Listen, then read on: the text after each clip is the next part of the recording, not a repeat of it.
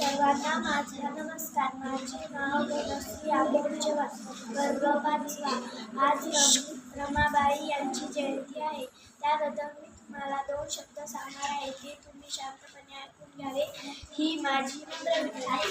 रमाबाई आंबेडकर या डॉक्टर बाबासाहेब आंबेडकर यांच्या पत्नी होत्या. लोक त्यांना रमाई असे संबोधतात. त्यांचा जन्म 7 फेब्रुवारी 1898 रोजी वनंदगाव येथे झाला. त्यांच्या आईचे नाव रुक्मिणी व वडिलांचे नाव भिकू धुत्रे असे होते.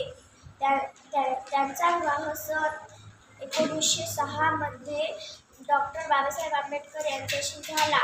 त्यांचे जीवन खूप कष्टमय होते. अस्पृश्यतेच्या अग्निदिव्यातून निघालेले बाबासाहेब समाजाला मुक्त करण्यासाठी अर्धपोटी राहून 18 तास अभ्यास करू लागले. तेव्हा रमाईने त्यागाने व निष्ठेने संसाराचा गाडा ओढून बाबासाहेब आंबेडकर यांना मदत केली. एवढे बोलून मी माझे 2 शब्द संपवते. जय हिंद.